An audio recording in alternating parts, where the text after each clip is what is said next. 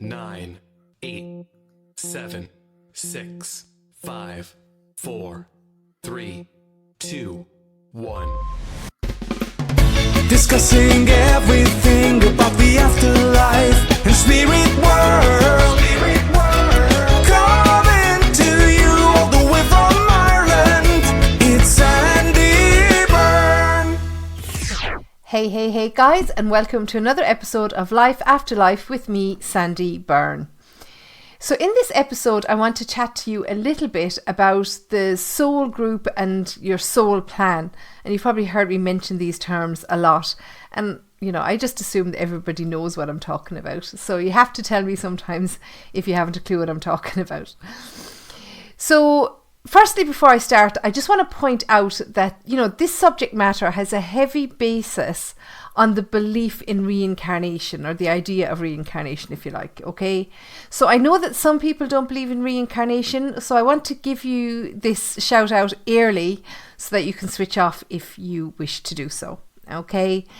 You don't have to believe in reincarnation, okay, to believe in the spirit world. But when we talk about your soul group and your soul plan, there is a huge belief in reincarnation in this, okay?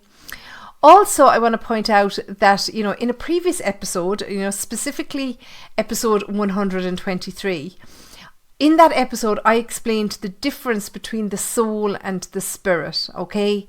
And that information in that episode, it's also very relevant to the topic of this podcast, because it's going to help you understand reincarnation a little better, if you know both.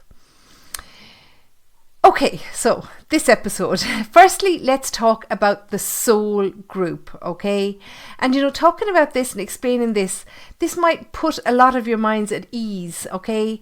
It might help you to see that that your loved ones are there, that they'll still be there to meet you, when your time comes to return to the spirit world, okay? Because I know a lot of people worry, are they going to be there? Are they going to be reincarnated before I get back there? No, okay?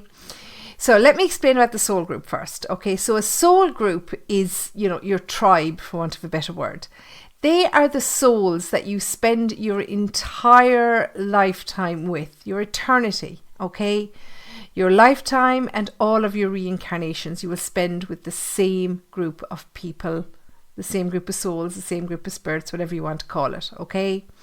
So the people that you're spending this lifetime with, they're also the same ones that you will reunite with when you return to the spirit world. They're also the ones that you will spend each of your lifetimes with if you choose to be reincarnated back to Earth again in the future. Okay? Now, you will spend your Earth lifetimes, as I said, with the same spirits. And this is where it gets a little complicated, okay? Because the spirit is the part of the soul that we send down to Earth, when we're being reincarnated. The soul itself remains in the spirit world, okay? So as I've said already, I have explained this topic more in detail in episode 123, and I will put a link in the description box attached below if you want to have a listen to that episode, if you haven't already. So getting back to this podcast, okay, you will spend each of your lifetimes with the same spirits, but not necessarily, they won't be in the same roles, okay? So for example, someone who is your brother in this lifetime could be your grandmother in another lifetime, okay? Someone who is your mother in this lifetime could be your nephew in another lifetime, and so on and so forth, okay? They are the same spirits from the same souls, but they take on different roles in each lifetime, just as you will. Okay, it's all part of our experience, and that every lifetime we experience more so that we develop more. So we have to take on different roles, in every lifetime to see things from different aspects. Okay, and we're connected to these people on a soul level, and they support us just as much as we support them. And this comes across in our numerology, if you really go deep into it, because, I do numerology, okay? And years ago when I was learning, part of learning everything is practicing it on your own, friends and family. And I did numerology for my sons and for my husband, okay? And it turns out that my husband in this lifetime is here to be a guardian and a protector for my youngest son. Okay, so when I did the numerology of my youngest son, it came up with, you know, some particular challenges in his life that he will face in his lifetime. And this was mirrored in my husband's numerology, but from the perspective of him having to support somebody through this, i.e. my son. Okay, so in his soul plan, which we'll talk about in a minute, he agreed to take on this task, okay?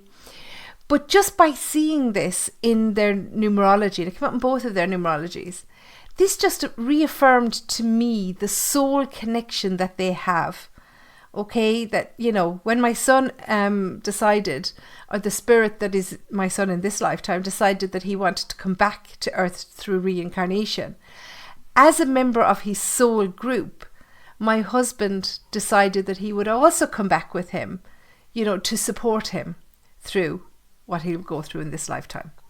Okay?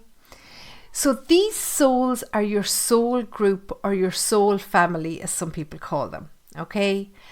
And as I said, if you have been worried before that your loved ones might not be there when you return to spirit, that maybe they've been reincarnated or moved to a different level or whatever, you know, before you get there, don't worry, okay? Their soul never leaves the spirit world, only their spirit.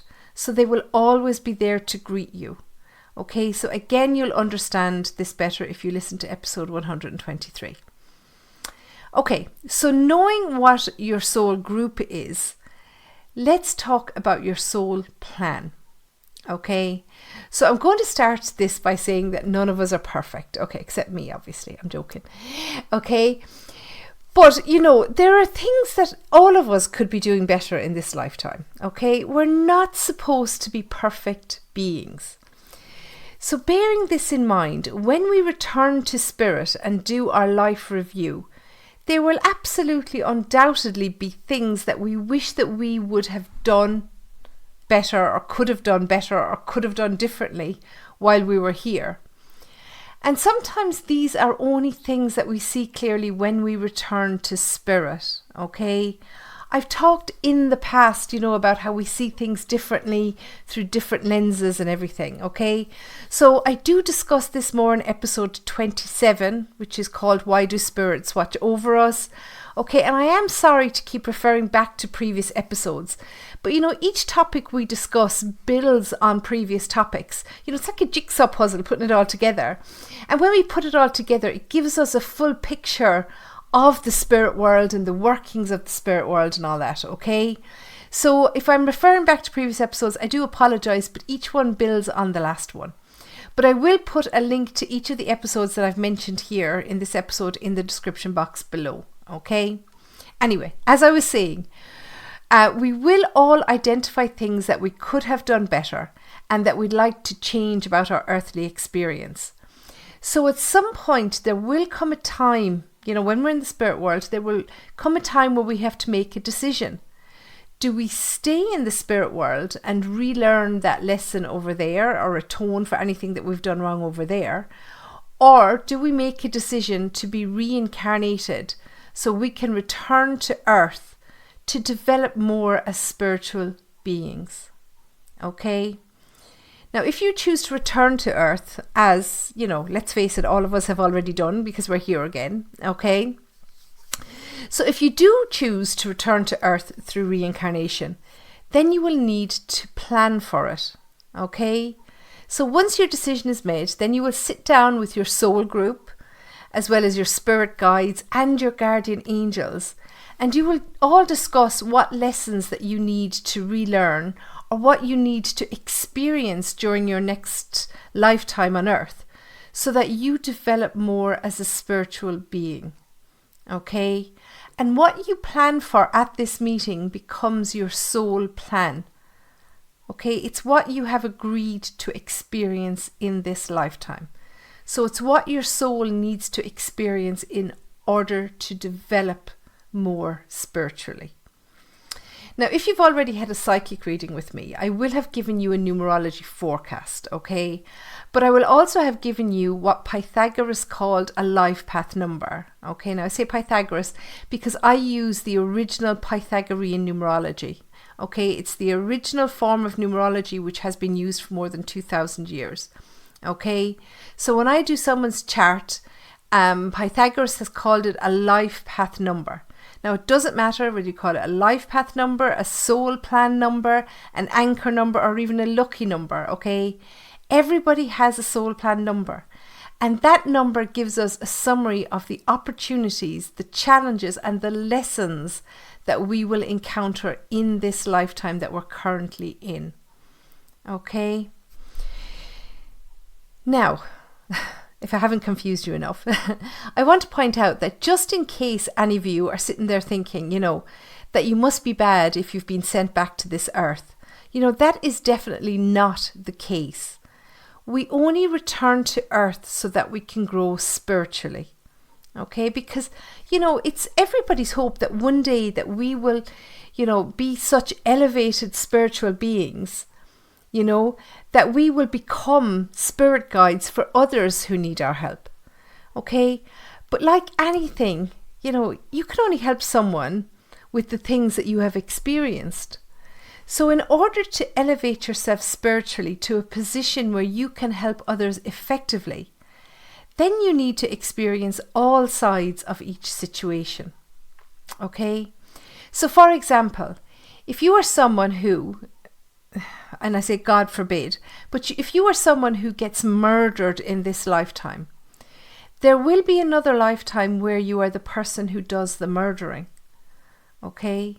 And there will be another lifetime where you are a family member of the person who was murdered. And yet even another lifetime where you will be a family member of the person who did the murdering. Okay? So it will take 4 full lifetimes for you to experience every aspect of this situation and to understand, every aspect or every angle in detail. Okay? Now, it won't be the only lesson or experience that you have in that lifetime. There will be several, but I'd imagine it would be a pretty big one to experience. And, a touch wood saying that. Now, again, you might think that a baby that gets miscarried doesn't have, or stillborn, God forbid, that it doesn't have enough of a lifetime to make any kind of difference or learn any kind of lesson.